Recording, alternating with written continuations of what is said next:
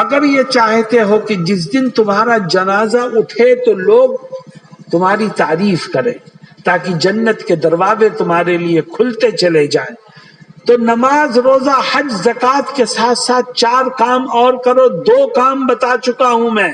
پہلا کام، کبھی کسی کو اپنی زبان اور ہاتھ سے تکلیف مت پہنچاؤ۔ دوسرا کام، کبھی کسی کا حق مت مارو۔ میرے دوستوں اور ساتھیوں، تیسرا کام یہ ہے کہ آج سے طے کر لو کہ زندگی کے آخری سانس تک ہمیشہ اپنے ماں باپ کے ساتھ اچھا سلوک کر کے ان کی دعائیں لیتے رہیں گے۔ جو زندگی بھر ماں باپ کے ساتھ اچھا سلوک کر کے ان کی دعائیں لے گا تو جس دن اس کا جنازہ اٹھے گا لوگوں کی زبانوں پر اس کی تعریف جاری ہو جائے گی۔ اور جس نے اپنے ماں باپ کا دل دکھایا ہو، ان کو پریشان کیا ہو، ان کو دکھ دیا ہو، یاد رکھو اس کی دنیا بھی برباد، اس کی آخرت بھی برباد۔ آج ہمارے سماج میں ماں باپ کی بہت زیادہ توہین ہو رہی ہے، اور یہی وجہ ہے کہ مسلمان مصیبتوں میں گھرا ہوا ہے۔ حضرت محمد مصطفیٰ صلی اللہ علیہ وسلم ایک حدیث شریف میں فرماتے ہیں کہ جب میری امت میں 15 خرابیاں عام ہو جائیں گی تو پھر میری امت مصیبتوں میں گر جائے گی۔ ان 15 خرابیوں میں سے 2 خرابی فرماتے ہیں وَأَطَاعَ الرَّجُلُ زَوْجَتَهُ وَعَقَّ أُمَّهُ۔ ان 15 خرابیوں میں سے 2 خرابی یہ ہے کہ جب میری امت کا جوان اپنی بیوی کی بات ماننے لگے، اپنی بیوی کے کہنے میں چلنے لگے اور اپنی ماں کو ٹھوکر مارنے لگے تو سمجھ لو خدا کی رحمت کے دروازے بند ہو جائیں گے۔ بتاؤ آج ایسا ہو رہا ہے کہ نہیں ہو رہا؟ بولو بھائی، آج ہمارا جوان بیوی کے پیچھے چلتا ہے اور ماں کو بھول جاتا ہے۔ بہت سے جوان ایسے ہیں جو ماں سے بات کرنے کو بھی تیار نہیں ہے، کیونکہ وہ یہ سمجھتے ہیں میں ماں سے بات کروں گا تو بیوی ناراض ہو جائے گی، اس لیے ماں کو چھوڑ دیتا ہے اور بیوی کو خوش رکھنے کی کوشش کرتا ہے۔ ایسے شخص کی جب موت ہوگی تو یاد رکھو لوگوں کی زبانوں پر اس کی تعریف نہیں ہوگی۔ لوگ کہیں گے بڑا برا آدمی تھا، اس نے تو اپنی ماں کے ساتھ بھی برا سلوک کیا ہے۔ اس کا مرنا اچھا ہے، اس پاپی کے ناپاک وجود سے زمین پاک ہو گئی۔ وَبَرَّ صَدِيقَهُ وَجَفَى أَبَاهُ۔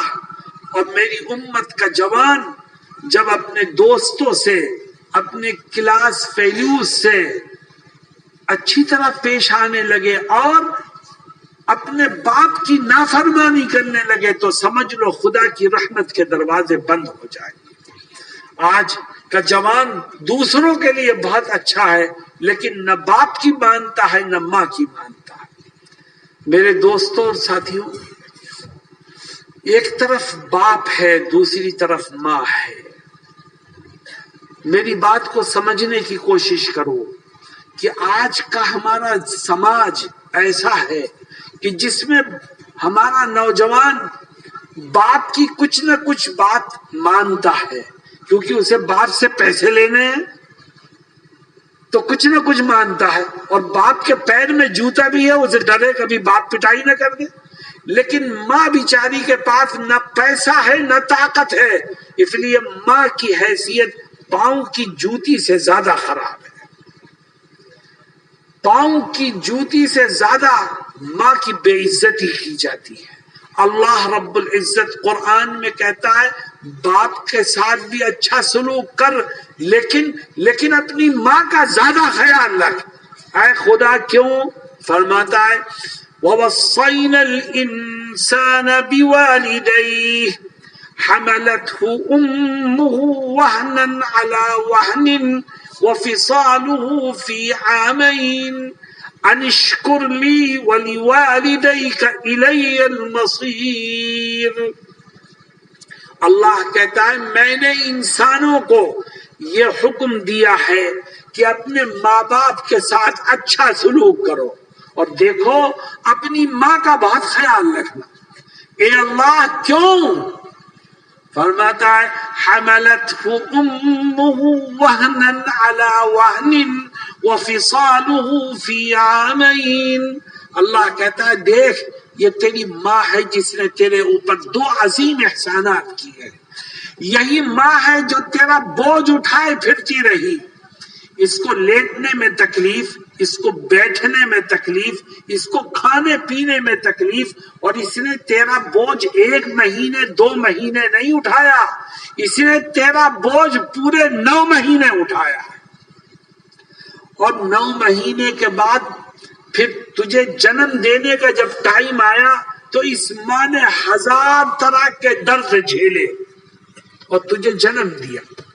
اور بے وقوف تجھے جنم دے کے چھوڑا نہیں، تیری ایک آہ پر یہ ماں پوری رات بیٹھ کر کے گزار دیتی تھی.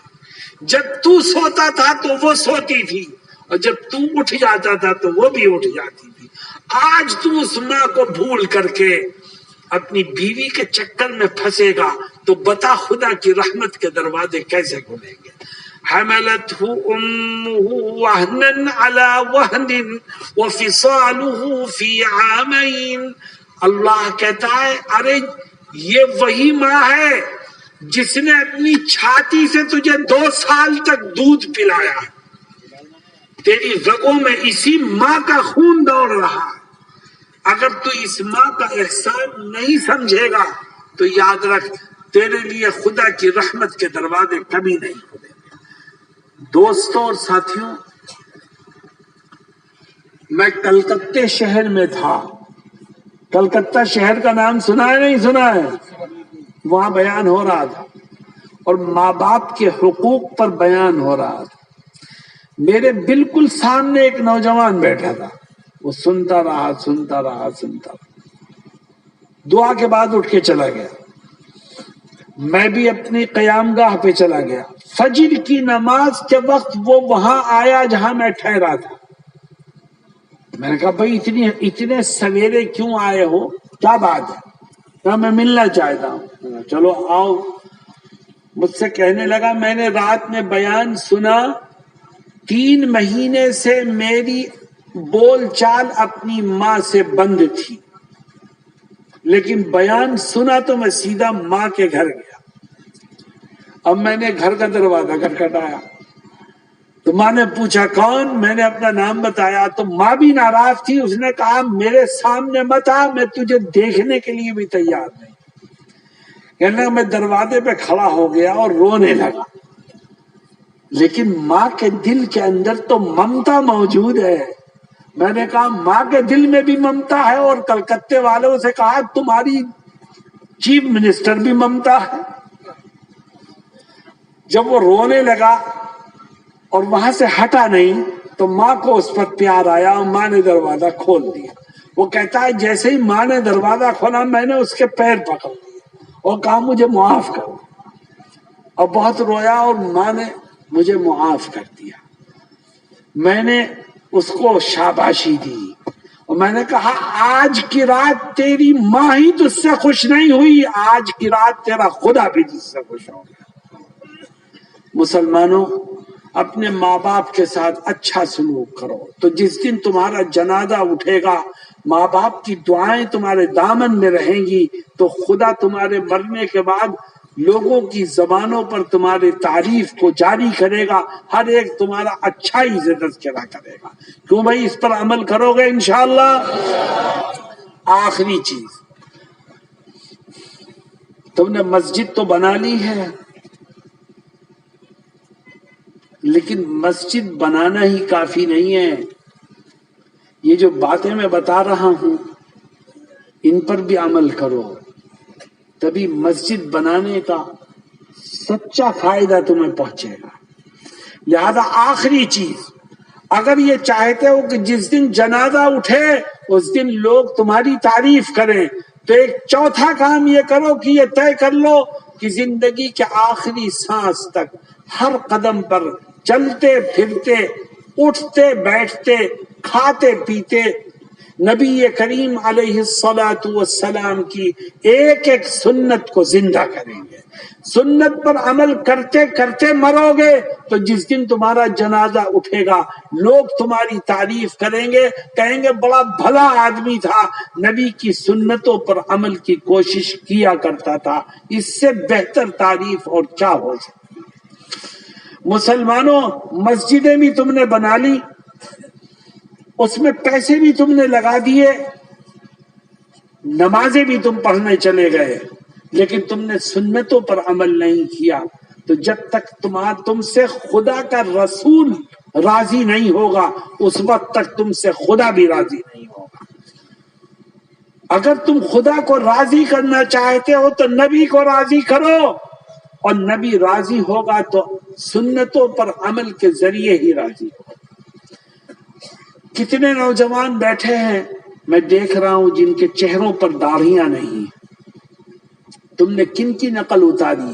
تم نبی کی نقل اتارتے ہو کہ نبی کے دشمنوں کی نقل اتارتے ہو؟ نبی کے دشمن عیسائیوں کی نقل، یہودیوں کی نقل، کافروں اور مشرکوں کی نقل اتار کے نبی کی سنت کو کھرچ کے نالی میں بہاتے ہو، ماڈرن بننے کی کوشش کرتے ہو۔ یاد رکھو تم ماڈرن بنو گے تو اس کی شکل یہی ہے کہ تم محمدن بنو تو ماڈرن بنو گے، اور اگر محمدن نہیں بن سکتے تو ماڈرن بھی نہیں بن سکتے۔ میرے دوستوں اور ساتھیوں، آج کل مسلمان جس کی جیب میں چند پیسے ہیں وہ شادی بیاہ کے موقع پر آگ مودتا ہے اور نبی کی سنتوں کو پیروں تلے روندتا ہے۔ ڈرو، جس نے دیا ہے وہ چھین بھی سکتا۔ میں شادی میں اور ولیموں کی دعوت میں شریک نہیں ہوتا، کیونکہ لوگ سنت کے خلاف کرتے ہیں۔ ہم آپ کو نہیں روک سکتے تو کم سے کم ہم اپنے آپ کو الگ تو کر سکتے ہیں۔ میں نہیں جاتا کہیں، لیکن میرے شہر میں ایک صاحب نے اپنے بھائی کی شادی کی اور میرے پاس آئے کہ ولیمے میں شریک ہو جاؤ۔ میں نے سختی سے منع کیا کہ تم لوگ گڑبڑ کرتے ہو، میں نہیں آؤں گا۔ انہوں نے کہا نہیں، بالکل سادگی سے ولیمہ کر رہے ہیں اور اس میں کوئی گڑبڑ نہیں ہوگی، کوئی شکایت نہیں ہوگی، آپ آئیے۔ خیر میں چلا گیا، لیکن عجیب بات یہ کہ مجھ سے کہتا ہے سادگی سے ہوگی، کوئی شکایت نہیں ہوگی۔ جب میں ہال میں پہنچا تو میں نے دیکھا کہ کھڑے ہو کر کھانے کا سسٹم ہے، ہر ایک کے ہاتھ میں پلیٹ ہے، ڈونگے لگے ہوئے ہیں، سیلف سسٹم ہے، لوگ کھڑے ہو کے جانوروں کی طرح کھا رہے ہیں۔ میں نے اسے بلایا، میں نے کہا تم تو مجھ سے کہتے تھے کہ بالکل سادگی ہوگی، شکایت نہیں ہوگی، یہ سنت کے مطابق ہے، تم کھڑے ہو کے کھانا کروا رہے، یہ غیروں کا طریقہ تم نے اپنا لیا۔ کھانا تو دور کی بات ہے، میں تمہارے ہاں ایک قطرہ پانی بھی نہیں پیوں گا۔ تو وہ آدمی مجھ سے کہتا کیا ہے؟ دیکھو مسلمانوں، مجھے آج بھی اس کی تکلیف ہے۔ وہ کہتا کیا ہے؟ وہ کہتا ہے مولانا صاحب، ہم نے کھڑے ہو کے کھلانے کا سسٹم کیا اس لیے کہ تاکہ پریشانی نہ ہو۔ اس میں لوگ پلیٹ اٹھاتے ہیں، کھانا لیتے ہیں، کھا کے چلے جاتے ہیں۔ اگر بٹھا کر کھلائیں، دسترخوان بچھانا ہوگا، پھر پلیٹیں لگانی ہوں گی، پھر گندی پلیٹیں ہٹانی ہوں گی، دسترخوان بدلنا ہوگا، بہت سی پریشانیاں ہوتی ہیں، اس میں کوئی پریشانی نہیں۔ جب اس نے مجھے یہ جواب دیا تو میں نے اس سے کہا کلمہ پڑھ، ہو سکتا ہے اللہ تجھے ایمان کی دولت سے محروم کر دے۔ تو مسلمان ہو کے نبی کی سنت کی توہین کر رہا ہے، کلمہ پڑھ۔ تجھے تو یہ کہنا چاہیے تھا کہ اگر بٹھا کر کے کھلانا سنت ہے تو 10 نہیں 110 پریشانیاں کیوں نہ ہو، میں اپنے نبی کی سنت پر عمل کروں گا اور ہر پریشانی کو خوشی سے قبول کروں گا۔ کیوں بھائی یہ جواب دینا چاہیے تھا کہ نہیں؟ ارے بھائی بولو، نبی کی سنت پر عمل کرو، چاہے کتنی ہی کٹھنائیاں اٹھانی پڑے، کتنی ہی پریشانیاں اٹھانی پڑے، میرے آقا کی سنت ہے، دنیا کچھ بھی کہے میں آقا کی سنت پر عمل کروں۔ مسلمانوں، میں تم سے کہتا ہوں کہ اگر تم یہ چاہتے ہو کہ جس دن جنازہ اٹھے تو لوگ تمہاری تعریف کریں، تو چوتھا کام یہ کرو کہ زندگی کے آخری سانس تک نبی کی ایک ایک سنت پر عمل کرو۔ جب نبی کی سنت پر عمل کرو گے تو خدا کی رحمت کے دروازے کھلیں گے، کیونکہ ہمارے اور تمہارے آقا کیا ہیں؟ رحمت للعالمین، سارے جہان کے لیے اللہ نے ان کو رحمت بنایا ہے۔ جو سنت پر عمل کرے گا اس کا کنیکشن رحمت للعالمین سے جڑ جائے گا، اور جب تمہارا کانٹیکٹ رحمت للعالمین سے ہو گیا تو بتاؤ رحمت کے دروازے تمہارے لیے نہیں کھلیں گے تو اور کس کے لیے کھلیں گے؟